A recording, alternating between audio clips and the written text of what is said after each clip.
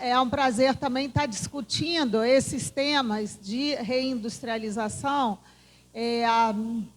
nos diversos cantos do Brasil, também saindo da discussão do Centro-Sul e incorporando questões necessárias, dimensões necessárias, com agentes necessários para fazer essa discussão. Tá? O que eu vou falar está muito relacionado com os temas que a Graciela evocou. Eu vou ficar de pé, que assim eu vou acompanhando a minha apresentação, fica mais fácil para mim, tá, gente? E, na realidade, eu queria aqui detalhar um pouquinho um aspecto que ela falou, tá? Que é o seguinte: a gente está num movimento de tentar retomar as atividades industriais em novas bases, né?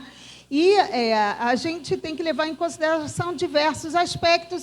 Eu vou me fixar em alguns aspectos internacionais que podem agir como limitadores ou potencializadores, se a gente olhar mais para a nossa região, acredito, né, a América do Sul, mas eu vou olhar, sobretudo, para os aspectos mais limitadores que os acordos comerciais internacionais podem causar para a implementação dessa estratégia de retomada industrial. Tá? Então, sempre eu acho que sempre eu gosto de partir dessa pergunta, né? Por que indústria? Por que a gente está insistindo em falar de indústria? Né? A indústria ela traz dinamismo econômico em termos de emprego e renda para as sociedades. Ela tem um papel fundamental na geração e difusão de tecnologia para os diversos setores e atividades da vida e da economia. Tendo muitos encadeamentos, então arrasta consigo diversos setores de serviços, afeta a agricultura e assim vai. Com essa interação com os serviços, com os outros setores. E tem uma coisa que é importante de falar também, que a indústria no Brasil, ela é importante também para a ocupação, para a coesão territorial, né? A gente, ainda que hoje a indústria brasileira seja muito concentrada, ela já foi mais, ela hoje já está mais espalhada pelo país e ela tem um papel importante de ocupação de determinadas áreas e de manutenção de determinadas relações entre as diversas regiões. Essa é uma discussão, aliás, muito forte aqui em Manaus, né? Por conta da Zona Franca, que justamente os argumentos de que a instalação da Zona Franca era importante para uma consolidação da ocupação da Amazônia, né? E aí vai até brigar com os paraenses sobre se isso tem mais ou melhores ou piores efeitos sobre desmatamento, mas a gente não entra nisso. Então, tá bom. Então, retomada industrial, a indústria por essas razões. Como não se sabe muito, ainda está se tateando, a nova política industrial, né, a nova Indústria Brasil, ela vem de uma reflexão dos governos petistas sobre retomada industrial, mas tentando avançar em cima dos erros das formulações anteriores. Ninguém sabe muito. E agora, adicionando, né, essas novidades que eu coloquei lá embaixo, que é a questão da sustentabilidade social e ambiental, que andam juntas, a meu ver, e também as questões tecnológicas, mas se a gente não sabe exatamente como, a gente sabe que tem algumas coisas que ajudam e outras que atrapalham. Né? Dentre as que ajudam, a gente precisa coordenar os diversos agentes, os diversos organismos do governo, né? A gente precisa prestar atenção e ter claro como as medidas serão financiadas, né? E a gente sabe também que a integração regional, acho que a Ademar vai falar um pouco mais, também ajudam, e a gente sabe que os acordos internacionais eles podem limitar. Eu vou detalhar, isso eu vou falar. Me centrar, tá? Tem toda uma discussão de qual termo usar, retomada industrial, reindustrialização ou neoindustrialização. Sinceramente, eu acho que isso não merece muita atenção. Nós estamos todos falando de uma retomada industrial com aproveitamento do que já temos, talvez indo em direção a novos setores e, sobretudo, colocando parâmetros de sustentabilidade, como eu falei, e dando um peso à questão da inovação e da tecnologia, né? Mas por que a gente está falando isso agora? Porque a gente passou por um período, um processo de desindustrialização. Tá? A desindustrialização é um processo de perda de importância da indústria nas economias. Isso não é exclusivo do Brasil, não é exclusivo dos países em desenvolvimento. A gente vê isso nas economias ricas também, nas economias avançadas. Tá? Elas podem estar, esse processo de desindustrialização, ele pode estar associado a diversos fatores, a reorganização da produção, né, com uma maior terceirização de atividades, né, mudanças tecnológicas que, às vezes, permitem que você possa produzir uma parte dos bens à distância, né? Isso aliado à globalização, ao processo de globalização, né, que fez justamente fez com que o processo produtivo ele pudesse ser, e passasse em muitos casos, a ser distribuído por diversos países, né? Antes, quando a gente produzia aquele telefone de discar, era uma empresa que controlava todo o processo produtivo, ela investia para poder fazer num mesmo espaço, né, numa mesma fábrica, toda a fabricação do telefone. Hoje, a gente não usa mais. Hoje, quando a gente pega nosso mini computador, que também é telefone, né, ele começa a ser gerado, não sei, no Laos, passa pelo Vietnã, passeia pela Coreia, vai juntando peça daqui e dali, e às vezes acaba montado aqui em Manaus, se não for no México, né?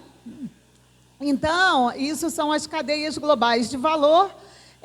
Isso causou uma redistribuição das indústrias entre os países, e a Ásia virou aquela grande fábrica do mundo, né?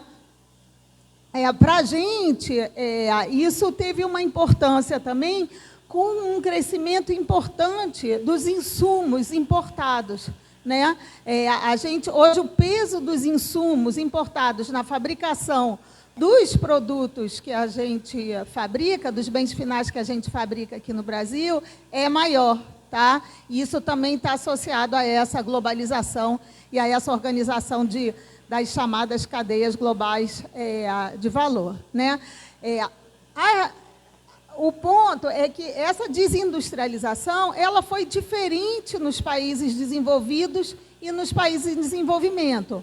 Acontece para todos, só que, enquanto nos países desenvolvidos você perde, talvez, peso da indústria em geral, mas se concentra nas indústrias mais avançadas tecnologicamente, ou então migra recursos e emprego para setores de serviços os serviços mais sofisticados, de informática, de marketing, serviços que são mais sofisticados, intensivos em conhecimentos, leia-se, maiores salários.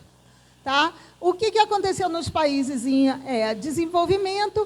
Essa perda de importância da indústria foi compensada por um ganho do peso de serviços em geral. A agricultura não ganhou, não ocupou esse espaço que a indústria perdeu no PIB. Mas quais serviços? São serviços diferentes daqueles que a gente viu nos países desenvolvidos.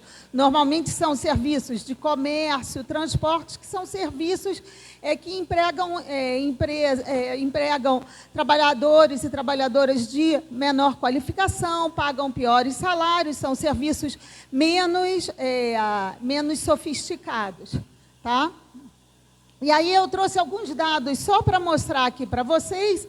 A gente perde, o primeiro gráfico é para mostrar como que a gente perdeu, como que a indústria brasileira perdeu peso na indústria mundial. Tá? Então, em 90, a gente correspondia a 2,5% do PIB industrial mundial, né, o valor adicionado da indústria. Hoje, a gente pesa menos de 1,5%. Tá? No Brasil, olhando para dentro, a indústria de transformação, a manufatura, né, ela vai perder também a importância. A gente vê... esse gráfico é interessante porque ele começa lá em 47, tem a subida longa até meados dos anos 80 e depois uma caída forte até a segunda metade dos anos 90. Coincidência ou não, é a época de abertura comercial, e depois a gente tem essa tendência, ainda que errática, a gente já termina com um peso bastante baixo. Felipe, você pode passar, por favor? Ao mesmo tempo que a gente perde importância internacional e nacionalmente, o perfil da nossa indústria também foi ficando cada vez menos sofisticado. A gente também a gente passou por um processo de industrialização que gradualmente foi diversificando e sofisticando o nosso parque industrial, tá? Chegando a produzir bens que são bastante intensivos em tecnologia. A Embraer, né, e as exportações de avião são o melhor exemplo, mas também os setores de máquinas e equipamentos, que são fundamentais, né, máquinas que produzem máquinas e que produzem máquinas para todos os outros setores, mas isso também ficou para trás e tem perdido espaço na nossa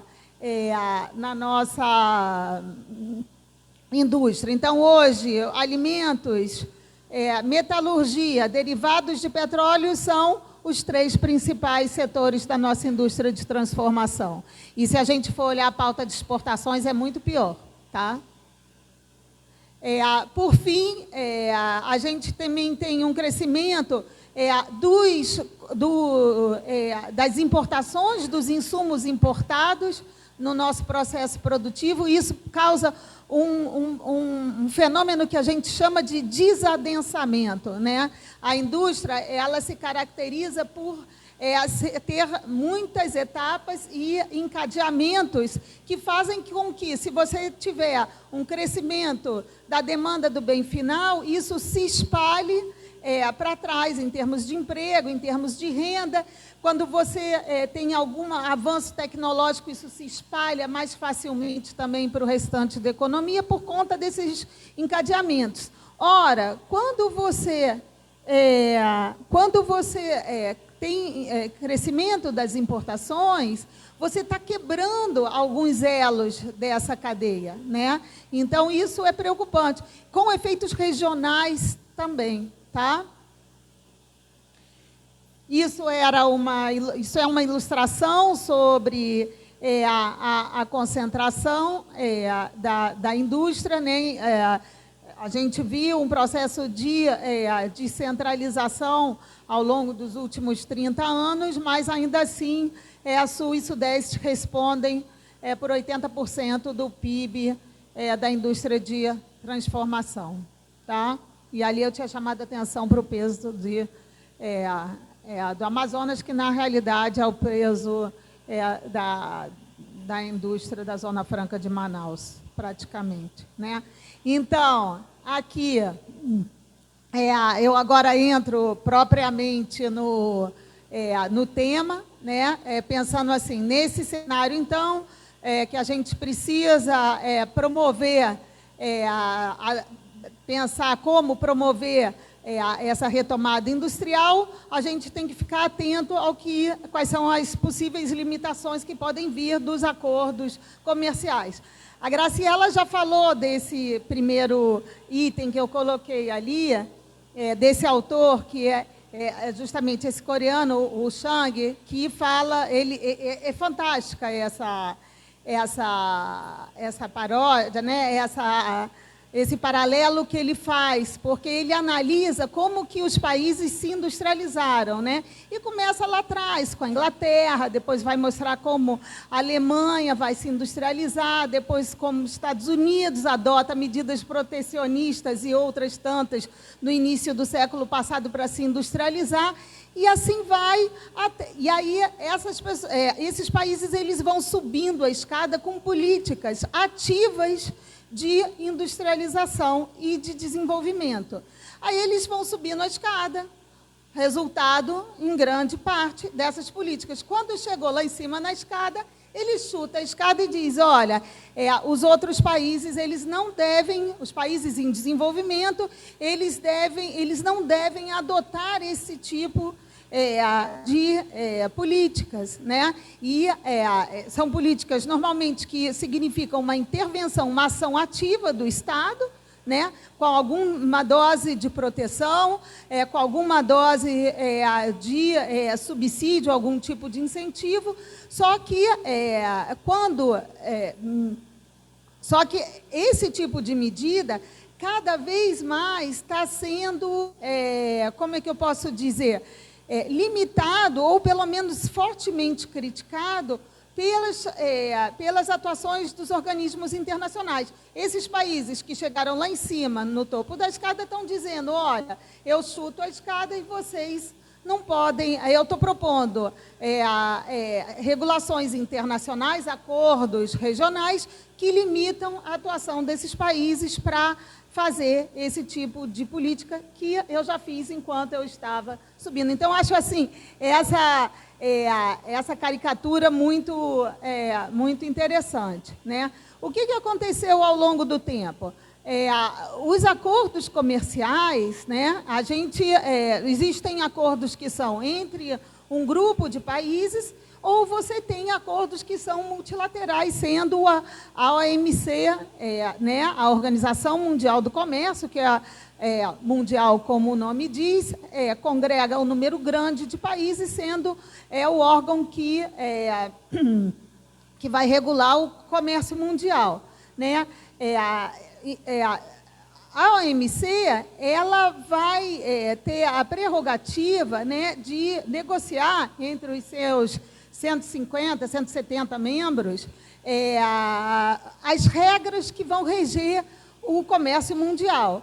Eles escolhem as regras, existem organismos dentro da OMC que vão julgar se os países estão respeitando ou não, os países aderem a esses acordos.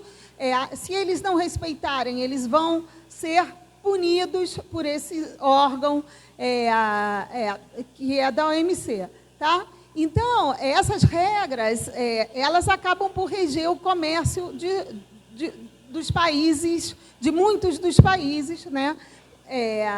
E aí, tanto a OMC quanto os acordos que são acordos entre países, tá? Mas os acordos comerciais, em geral, tá? Seja esse multilateral, sejam os acordos que eu vou chamar de regionais, eles mostraram uma característica ao longo do tempo, que foi, se antes, no início, assim, lá pelos anos 50, 60, a gente tratava de questões muito relacionadas, assim, muito evidentemente relacionadas com o comércio, tarifa, dumping, coisas assim, aos poucos foram sendo incorporados outros temas que vão além do comércio, tá? E que, na realidade, começam a interferir na capacidade dos países de fazerem políticas industriais e outras, tá? Então, temas que passaram, as cláusulas e as disciplinas, como a gente fala, foram ficando mais abrangentes e, ao mesmo tempo, mais limitadoras, tá? Limitadoras porque tem essa filosofia que essa orientação que eu falei lá em cima de chutar a escada, né? Ou seja, é uma orientação mais liberal, aqui, na realidade, vai permitir que as empresas multinacionais tenham mais liberdade para operar ao redor do mundo. Então, se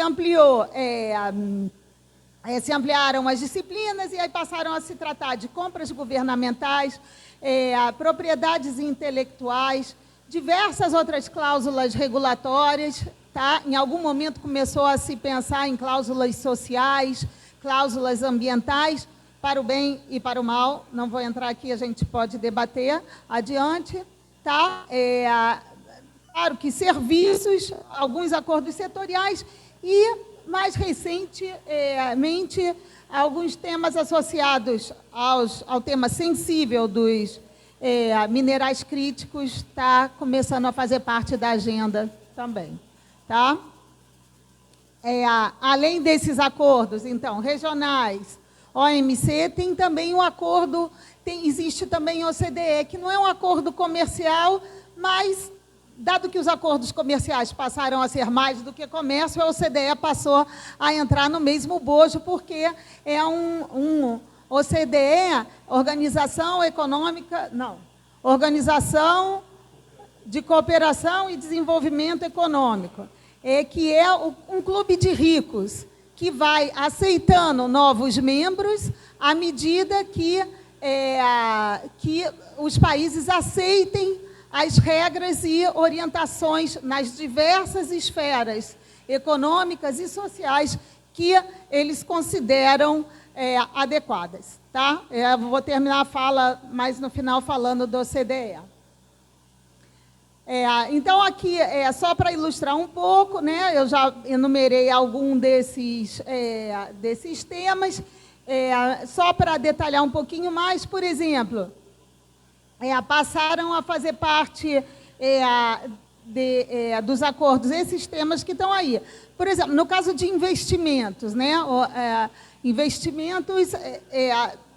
o acordo de investimentos, ele prevê o quê? Ele pretende garantir que exista um tratamento igual entre as empresas estrangeiras e as empresas nacionais, né? Então, garantias de compensação em casos de expropriação e também a livre transferência dos recursos associados a esses investimentos. Como a Graciela falou, da segurança jurídica para as empresas internacionais operarem nos países, né? Por outro lado, tem o tema das compras governamentais, né? Compras governamentais, a gente podia dizer, por que isso está fazendo parte de um acordo comercial? Na realidade, tem muito a ver, o espírito é o mesmo do de investimento. Que se dê o mesmo tratamento quando um governo está adquirindo alguma coisa, dá o mesmo tratamento para empresas nacionais e empresas estrangeiras. Tá? E, por fim, também um outro tema. Eu selecionei alguns que eu acho que são mais relevantes para a gente pensar numa ótica de mais longo prazo, de uma estratégia de industrialização, de reindustrialização. Tá? Então, compras governamentais têm o seu espaço, investimentos têm sua importância, e propriedade intelectual também. Afinal, a propriedade intelectual, os direitos de propriedade intelectual são aqueles que vão regular se você pode usar e quanto você paga por usar tecnologias que sejam geradas em outros países, por outras empresas. Não só isso, também como você vai proteger o que você faz aqui, né? Ou a sua riqueza local, entrando já num âmbito mais de temas bem amazônicos. Então, Felipe, você pode ir? Pode pular esse, Felipe? Porque eu acho que pode pular esse também. Eu não vou entrar nos dados, eu posso voltar se vocês quiserem. Assim, o tom da apresentação é dizer, olha, esses acordos comerciais cada vez mais abrangentes e concebidos e negociados com esse espírito que eu falei antes, eles tendem a comprometer algumas estratégias de reindustrialização. Agora, eu quero discutir um ou dois pontos, acho que eu vou me centrar mais em um, e de um acordo específico, que é um acordo que ainda está assim, rondando atrás da gente, que é o acordo Mercosul. Tá? Assim, uma ilustração, o Brasil... ele é signatário de poucos acordos, tá? Os acordos, certamente, o principal é o Mercosul, né? Que é um acordo relativamente aprofundado, poderia ser mais, deveria ter outras características, a Adhemar vai certamente falar mais sobre isso, mas a LAD, e a gente ensaiou esse acordo, quer dizer, a gente ensaia faz 25 anos, não? Um acordo com a UE, né, com a União Europeia, que foi e acabou sendo fechado ali em 2019. Pode passar para a próxima, Felipe, por favor? Pode passar. O acordo foi assinado em 2019, assim, foram numa situação econômica e política um pouco particular, né? A saída do Macri, que precisava... O Macri era o presidente argentino que estava saindo e que precisava daquele trunfo para tentar uma reeleição. Conseguia assinar. Por outro lado, tinha o inominável aqui no Brasil, né, que delegou para os argentinos do Macri a assinatura. E delegou por quê? Porque o acordo Mercosul, na realidade, ele, aqui para o Brasil, ele beneficia mais a agricultura, o agronegócio, do que a indústria, né? A indústria, vale dizer, que se calou, assim, depois, nos últimos, sei lá, 7, 8 anos, né, que precederam, os últimos 5 anos que precederam um acordo, né, ali entre 2013 e 2019, se calou um pouco, sabe? Não se manifestou muito, não resistiu ao acordo como faziam antes. Mas, sobretudo, tinham interesses da base do governo Bolsonaro, que tinham interesse na assinatura desse acordo, se fechou rapidamente, pronto, tínhamos um acordo. Só que o acordo ele tem vários problemas, felizmente, com a entrada do Lula, se freou a assinatura, e por razões diversas, né, políticas, e, sobretudo, políticas aqui e na Europa também, o acordo acabou sendo suspenso, porque você assina um acordo, mas depois ele tem que passar pelos parlamentos, até você implementar, de fato, é um longo caminho. E, por enquanto, está parado, porque, ainda mais que a Europa está vivendo um momento político complicado, onde tem fortes resistências, em grande parte por causa da força do agronegócio mercosulino, né? Então, por enquanto está parado. Mas a gente tem, ele não foi engavetado completamente, então ele pode voltar. E 2, eu nem sei se a gente quer que ele seja engavetado, mas ele precisa ser alterado, tá? E a segunda coisa, tem lições para a gente aprender com esse acordo para outros acordos, tá? Quais são essas? Esse acordo Mercosul, ele tinha 2 problemas. Um problema mais imediato, digamos assim, associado à liberalização comercial, tá? Que, em grosso modo, dava mais acesso para a agricultura do Brasil e da Argentina no mercado europeu e mais acesso para a indústria europeia no mercado brasileiro e do Mercosul em geral. Tá? O ponto é que o acesso para a agricultura do Mercosul, ela não era tão melhor quanto se dizia. Existem, vocês devem ter visto, né? Tem aquelas manifestações de agricultores franceses, espanhóis, até os holandeses entram, que são hiperliberais, entram na dança. Então, assim, tinha uma melhora do acesso ao mercado europeu, mas não tanto assim, tá? Do lado da indústria, temos um problema grande, porque, assim, a gente não tinha nenhuma melhora de acesso ao mercado europeu. Ao contrário, como a gente tem uma indústria mais protegida, eles ganhavam uma vantagem muito grande com a liberalização do comércio aqui no Mercosul. Só que eles, partindo de uma indústria muito maior, muito mais competitiva, com um perfil muito mais sofisticado que a gente. Então, assim, é um acordo de assimetrias. É assimetria de concessões, é assimetria de tamanho e é assimetria de competitividade. Quem levava a melhor em todos os cálculos eram os europeus. Tá?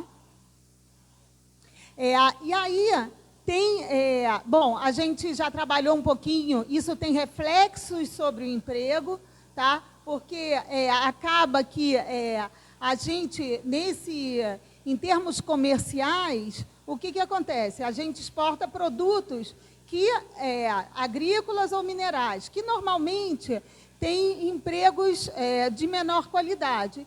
E a gente vai importar cada vez mais máquinas, equipamentos, bens eletrônicos e produtos químicos, produtos que são mais sofisticados e que acabam empregando, gerando empregos de melhor qualidade, que tenham menos inequidades, né, nas diversas dimensões. Então, tem esse problema sobre o emprego também.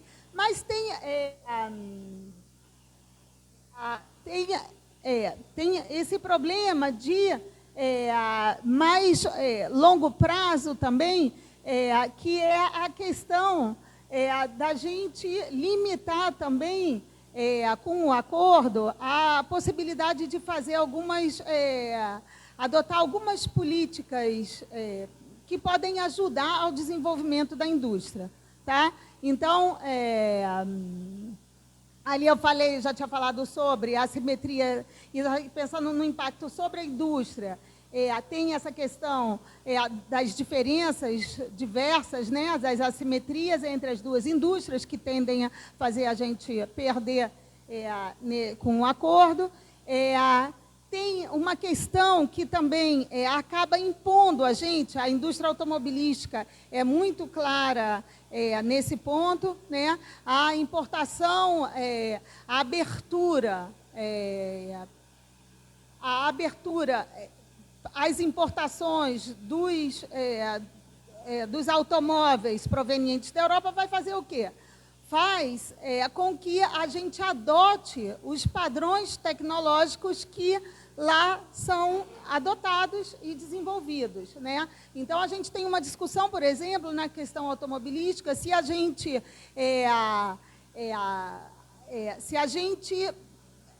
tem uma tecnologia nacional que tem diversos problemas, né, que é o uso do etanol, mas que pode ser utilizada de forma combinada, por exemplo, com motor elétrico, né? E, por outro lado, a gente tem problemas se a gente adotar motores elétricos em todos. Quero ver São Paulo andando de carro elétrico, apaga a cidade, né? Tem uma hora que fica todo mundo parado e não funciona mais nem elevador, nem carro, porque a gente não tem eletricidade. Então, assim, o padrão de lá é diferente do padrão daqui. Então, tem essa história da gente importar padrões tecnológicos, etc. Por outro lado, tem essa questão de você ter políticas específicas, que eu já mencionei, propriedade intelectual e compras governamentais, que acabam diminuindo a possibilidade de fazer políticas futuramente. Tá? Eu acho que eu vou pular para o próximo, Felipe, por favor, que aí eu já detalho um pouquinho das compras governamentais, que eu acho que é um bom exemplo. A gente... as compras governamentais, elas são um instrumento muito importante de fazer política econômica, não só política industrial, não só política tecnológica, tá? Ela é também, por exemplo, a questão da agricultura familiar, né? Quando o governo decide que a merenda escolar, num país do porte do nosso, vai comprar da agricultura local, de agricultura familiar, isso é uma política que viabiliza e que fortalece, né, essa agricultura menor, mas de menores propriedades, né? Mas não é só. Tem exemplos outros bastante interessantes já aqui do Brasil. Por exemplo, a Embraer contratou... Não, o governo, acho que foi a Aeronáutica, contratou a Embraer para fazer um protótipo de um avião de carga, não sei o quê. Tá? O que acontece? Você fazer um protótipo de um avião, né, custa caro, significa você investir durante diversos anos, contratar gente, desenvolver tecnologia, né? Então, o governo poder fazer isso, ele está financiando o desenvolvimento de uma tecnologia nova, né? Então, para vocês terem uma ideia, nos Estados Unidos durante muito tempo disse, antes do Biden falava, eu não faço política industrial. Mentira. A internet foi criada por encomenda do Pentágono à IBM. Vão ter outros diversos exemplos, né? Então, assim, os governos dos países desenvolvidos, eles usam as compras, e às vezes, assim, podem ser as compras de material de papelaria do governo, já pode ter algum objetivo, tá? Pode ter algum objetivo econômico, eu quero incentivar determinadas indústrias, pode ter um objetivo de dizer, olha, só vou aceitar comprar papelaria de empresas que aceitem, que tenham determinados padrões sociais, que mantenham determinado nível de salários, que respeitem o meio ambiente, que utilizem componentes locais. Então, é um instrumento potente que, felizmente, o Brasil agora, né, já foi assinado agora, no âmbito do MGI, um primeiro protocolo para começar a se implementar esse instrumento. Dado o nosso tamanho, é muito importante que a gente use esse instrumento.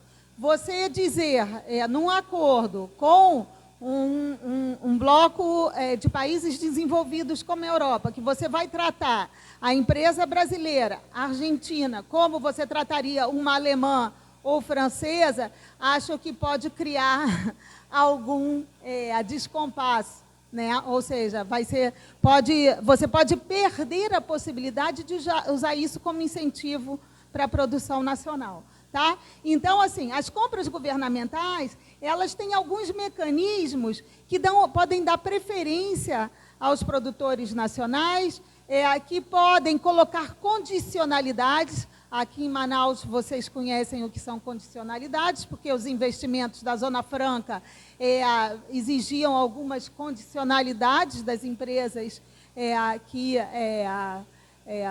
aqui se instalavam, né? Então, são mecanismos que nos permitem usar esse poder de compra do governo para estimular determinadas atividades, setores, regiões, tá? Então, é um mecanismo de política industrial relevante. E aí, a gente pode usar esse instrumento para estimular empresas nacionais, a gente pode até usar isso para estimular a integração regional. Eu posso eu posso dar um incentivo para a empresa argentina ou uruguaia e que seja mais favorável do que para outras empresas estrangeiras. Então, assim, é um mecanismo relevante, tá? No caso de propriedade intelectual, tem a questão das patentes, né? A gente, no acordo Mercosul-União Europeia, a proposta era que fosse além do que a gente já tinha assinado no âmbito da OMC, tá? E isso tinha problemas para algumas áreas em específicas, por exemplo, como na área de saúde, e tem a questão também da denominação de origem, né? A denominação de origem é aquela coisa, champanhe, espumante da região da Champagne, ninguém mais pode usar. Sei lá, queijo não sei o quê, e aí os mineiros é que ficam mais chateados porque eles acham que queijo de Minas é único e que eles falam, então não, para a gente serve porque queijo de Minas vai ter uma denominação de origem.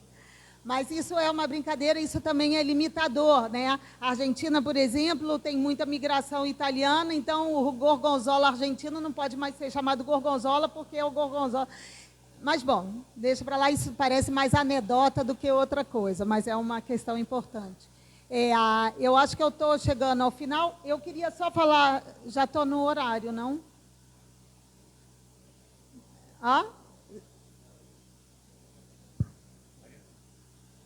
40?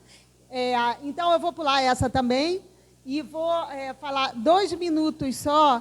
Pode pular essa. Só 2 minutinhos sobre a OCDE, que a gente pode voltar depois, tá? OCDE, então, como eu falei, é um acordo também importante em termos da gente pensar sobre as limitações que podem ser feitas nas políticas econômicas e industriais que podem ser adotadas, tá? Isso daqui, essa lista extensa, ela só ilustra o seguinte, esses são todos os itens que são negociados, quando um país vai entrar na OCDE. Então, vai desde política científica e tecnológica, assuntos fiscais, questões de mercados financeiros, mas também educação, a revisão do desenvolvimento econômico, ou seja, para dar uma ideia para vocês de quão ampla é a negociação, né, que às vezes impõe padrões, né, de dizer, olha, vocês têm que atuar de tal forma, tais padrões são aceitáveis, e normalmente dentro de uma orientação bastante clara. Tá? Eu acho que eu vou pular para a conclusão. Felipe, você pode colocar a última, por favor? Não, não. Mais uma. E dizer isso. Políticas comerciais, né, das diferentes formas, podem constituir um instrumento importante, seja de apoio do desenvolvimento econômico, mas também de limitação. Então, a gente tem que olhar o que já foi negociado, o que está em negociação, tá? E pensar como aproveitar